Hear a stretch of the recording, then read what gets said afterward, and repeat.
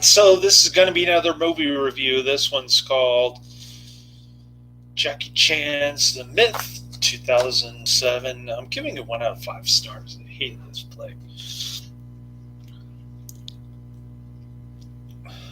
It was Jackie Chan playing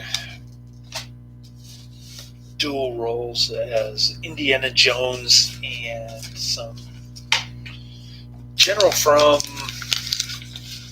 China during the time that the Great Wall was constructed.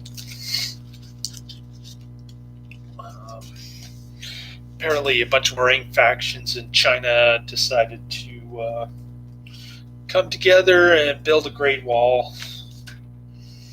At least that's what the beginning of the story says. Jackie Chan is guarding this concubine, or protecting this concubine from the same period. And she's very pretty. She actually reveals herself off camera, which was a big time bummer. Suddenly the camera moved. We could see what she was doing. Anyways, such is a PG-13 movie.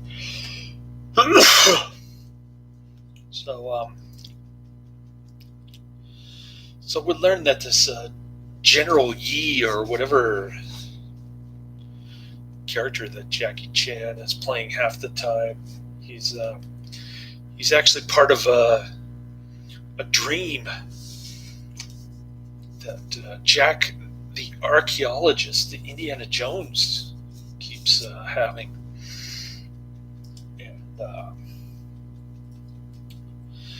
And so there's some weird Swami levitation stuff going on in India. I have no idea what that's about or how that relates to the rest of the story, other than there's a lot of wire levitation at the end of the movie. I guess they're trying to be like The Matrix or something. I don't know.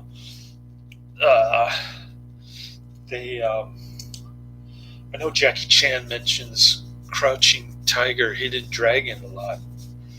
And there's even the Crouching Tiger, Hidden Dragon trailer on this disc. I showed it to my son. And I know Adrian mentioned it, so of course I put it on my Netflix queue. Anyways, after Jackie Chan and his scientist buddy go to India to check out the levitation thing, they take this magic rock that makes people levitate, and they take an ancient sword. Okay, what it's doing in India, I have no idea.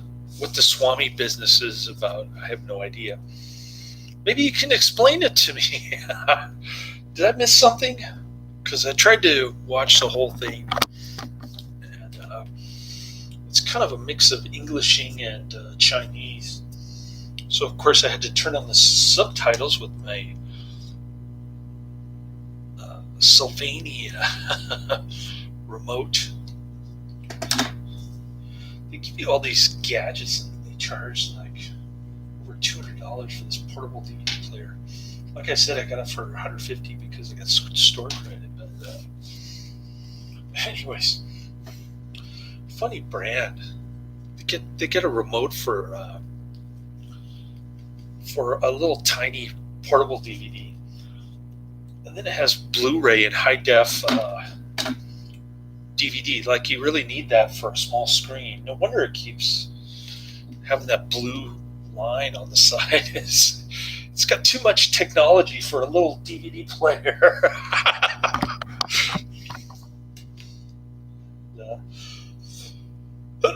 That's probably why the Best Buy shelf is chock full of them.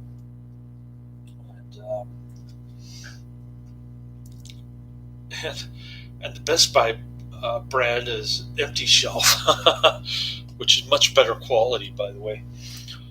So coming up next week, I've got Around the World in 80 Days, Shanghai Noon, and Police Story Lockdown, which I guess is Police Story 3. Oh, no, it's Police Story 5 from 2015. So I don't have real high hopes for any of these, except for maybe Shanghai Noon with Owen Wilson. That might be okay. The other ones I'm not too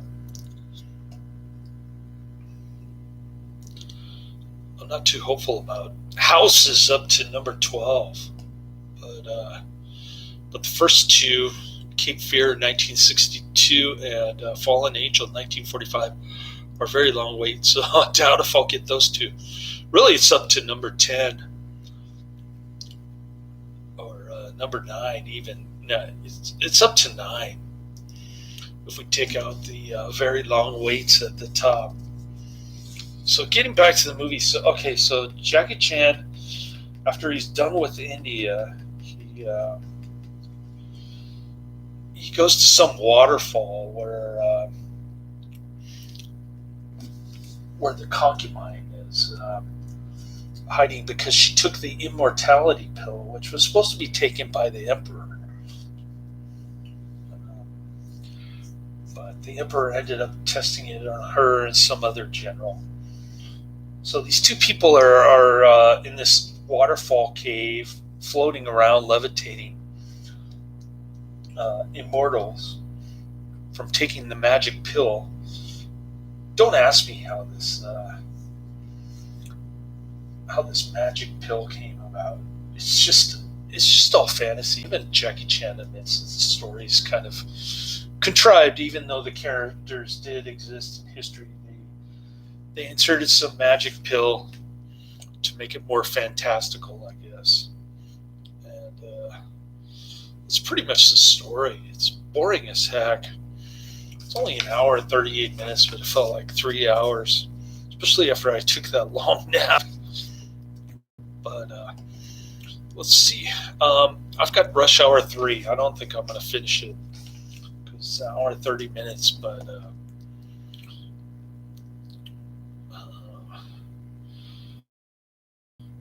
what else do I have on my list of things to watch? I mentioned in my last video I had It's Alive, 1969, and then I got Who Killed Captain Alex, Uganda's first action movie. That was my son's recommendation. And Moving Target, 1996. I think that was a Karate Man recommendation. Then Charlie Chan at the Opera. Adrian kept asking me about that one because it had the great Boris Karloff. And Netflix just made me wait forever. Then they sent me a crack disc, and they took it off my queue altogether. And then I've got God Forgives, I Don't, from 1967.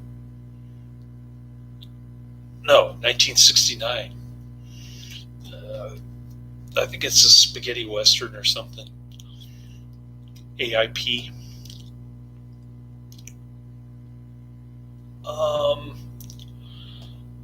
So that's the plan for next week, and hopefully this Rush Hour 3 doesn't have any bonus features, but I bet you it has behind the scenes in it, because the second one did. So sorry to have taken so long again, but next weekend is going to be even more nuts because it's July 4th, Independence Day. My son's going to be out of town on vacation with this Chinese family. Or maybe he won't be out of town, but he's I won't see him for a week. Let me just put it to you that way. So starting 4th of July, I'm going to work like 37 hours in 3 days at my part-time job. talking like 11 hours, 12-hour days.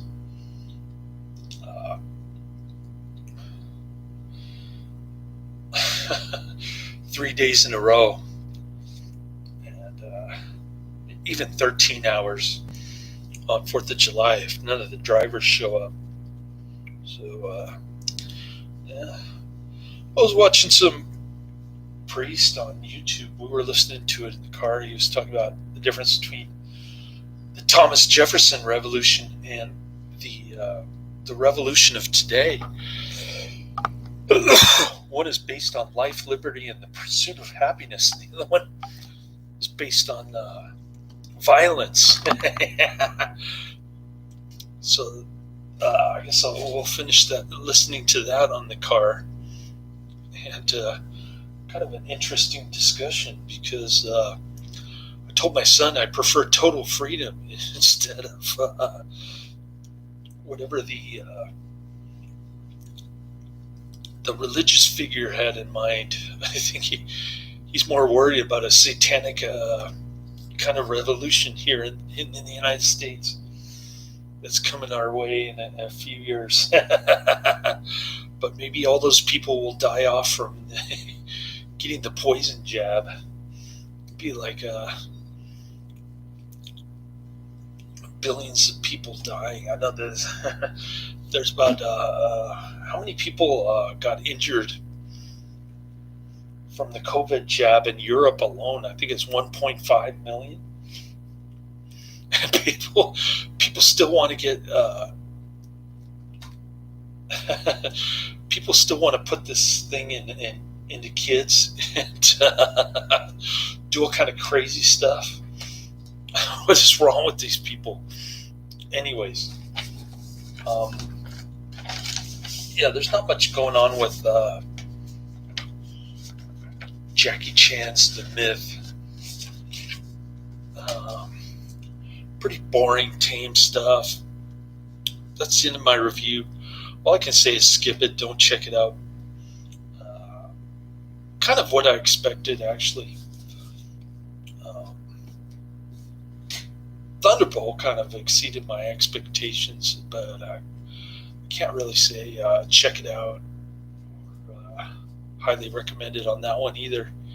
It was good, but it wasn't great. So anyways, I'll start delving into Rush Hour 3. I'll probably get halfway through it, and hopefully I can finish it up early next week. Laters.